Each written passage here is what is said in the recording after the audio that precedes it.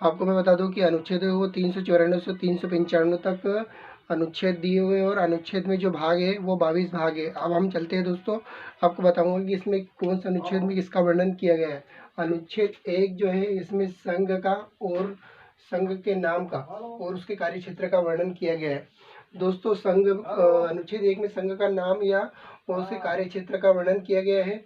और उसके साथ में अनुच्छेद जो 2 है उसमें नए राज्य और उसके प्रवेश और स्थापना का वर्णन किया गया है। यानी जैसे कोई नया राज्य बनता है, ऐसे एग्जाम्पल के लिए मैं आपको बता देता हूँ कि अगर मान लो कि इंडिया में कोई सा नया राज्य बनता है, तो उस राज्य की जो स्थापना होती है, इस्टेब्लिश होता है या उसका नाम रखा जाता है, तो वो किसमें वर्णित है दोस्तों? वो अनुच्छेद 2 में वर्णित है। ठीक है, अनुच्छेद 2 में इसके बारे में इंफॉर्मेशन दी गई। अनुच्छेद 3 में जब कोई नए राज्यों का निर्माण या क्षेत्र या सीमाओं का नाम या उनमें परिवर्तन किया जाता है, तो उसका जो वर्णन है वो अनुच्छेद 3 में किया गया है। जैसे आपने देखा होगा कि कोई से स्टेट का नाम बदल दिया जाता है या किसी सिटी का नाम बदल दिया जाता है, तो या किसी नए राज्य का निर्माण होता है, तो दोस्तों ये है अनुच्छेद 3 में इसका वर्णन किया गया है। उसमें कोई नए राज्य का निर्माण हो सकता है, कोई नया क्षेत्र या सीमाओं के बारे में उनका नाम या उन नामों में परिवर्तन। अनुच्छेद 4 में जो पहली अनुसूची से लगाकर चौथी अनुसूची जो है उसमें संशोधन और तथा अनुपूरक अधीन बनाई गई विधियों के बारे में इसमें इंफॉर्मेशन दी गई है। इसके साथ में दोस्तों अनुच्छेद जो 5 है उसमें संविधान के प्रारंभ होने पर नागरिकता के बारे में इसका वर्णन है।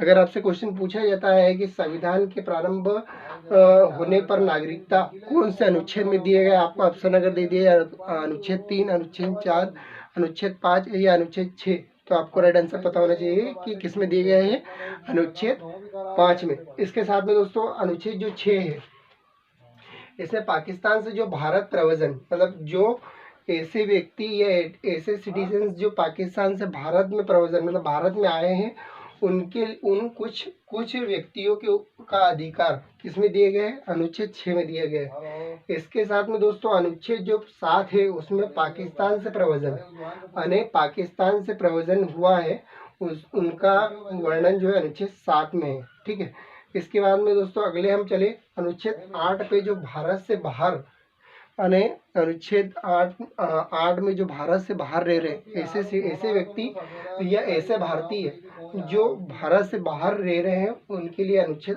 8 में भारतीयों का अधिकार है, नागरिकता का अधिकार। अनुच्छेद 9 में जो है विदेशी राज्य की नागरिकता, यानी अनुच्छेद 9 में अगर आपसे क्वेश्चन पूछा जाए कि विदेशी राज्य की नागरिकता स्वेच्छा से प्राप्त करने वाले कौन से अनुच्छेद में आता है, तो अनुच्छेद 9 है।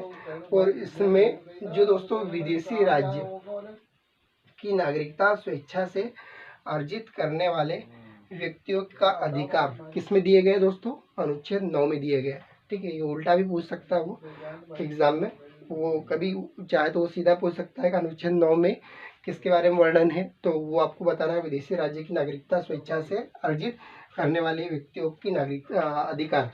या फिर वो पूछा जाए कि किसी विदेशी राज्य की नागरिकता स्वेच्छा से प्राप्त या अर्जित की हुई है, वो कौन से अनुच्छेद में आता है दोस्तों, तो अनुच्छेद 9 में आता है।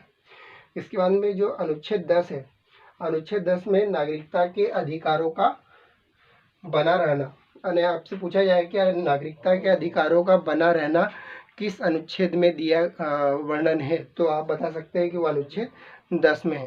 यानी पिछली कुछ एग्जामों में ये क्वेश्चन पूछे गए थे कि नागरिकता के अधिकारों का बना रहना किस अनुच्छेद में आता है, तो वो अनुच्छेद 10 में आता है। इसके बाद में अगला अनुच्छेद है 11, विधि और विनियम। संसद के द्वारा, जो संसद होता है उसके द्वारा विधि और विनियम का वर्णन जो है वो अनुच्छेद 11 में है। ठीक है, अनुच्छेद 11 में किसका वर्णन है, विधि और विनियम का संसद के द्वारा ये इसका वर्णन है। अनुच्छेद 12 में है जो मूल अधिकार होते हैं, अनुच्छेद 12 में मूल अधिकार जो साधारण सिंपल की परिभाषा किसमें है, 12 में। अगर आपसे कोई पूछ लिया जाए कि मूल अधिकार की परिभाषा कौन से अनुच्छेद में है, तो दोस्तों वो अनुच्छेद है 12 अनुच्छेद में। अनुच्छेद 12 में जो मूल अधिकार की परिभाषा है वो किसमें दी गई है, मूल अधिकार 12 मतलब 12 में।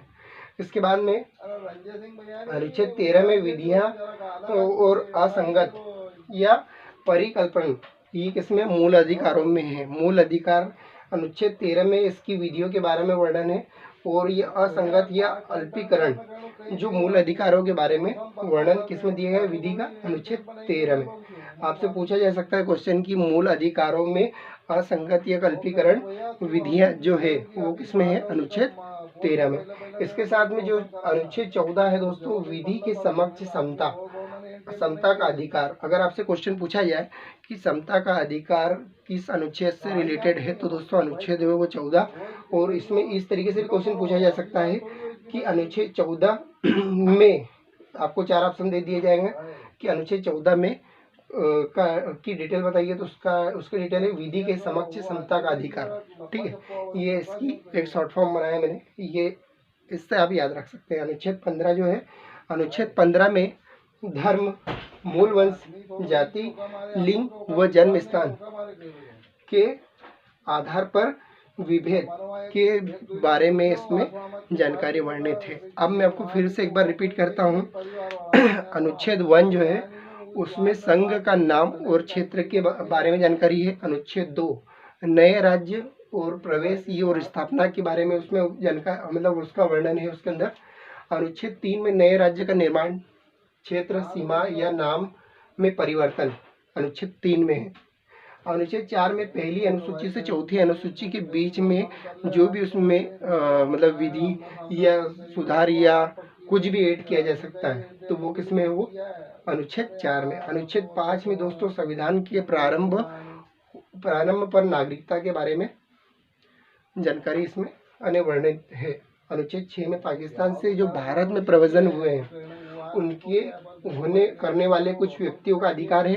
अनुच्छेद 7 में पाकिस्तान से प्रव्रजन जो करें जो किया है जिन्होंने या फिर पाकिस्तान से प्रव्रजन हुआ है उनके लिए अनुच्छेद 7 में वर्णित है। अनुच्छेद 8 में जो है भारत से बाहर जो भारतीय भारत से मतलब अनुच्छेद 8 में आपसे पूछा जाए कि ऐसे भारतीय जो भारत से बाहर रहते हैं उनका वर्णन किस अनुच्छेद में है, तो वो आपको पता होना चाहिए दोस्तों कि वो अनुच्छेद 8 में है। ठीक है, इसके बाद अनुच्छेद 9 विदेशी राज्य की नागरिकता स्वेच्छा से आने, जैसे इंडिया के कोई है और उन्होंने विदेश की नागरिकता अगर प्राप्त कर ली है और उसके बाद भी उसने इंडिया में उनका अधिकार है, उसके बारे में जानकारी जो है वो आपको अनुच्छेद 9 में इसकी के बारे में जानकारी यानी वर्णित है। अनुच्छेद 10 में नागरिकता के अधिकारों का बना रहना। अगर आपसे पूछा जाए कि नागरिकता के अधिकार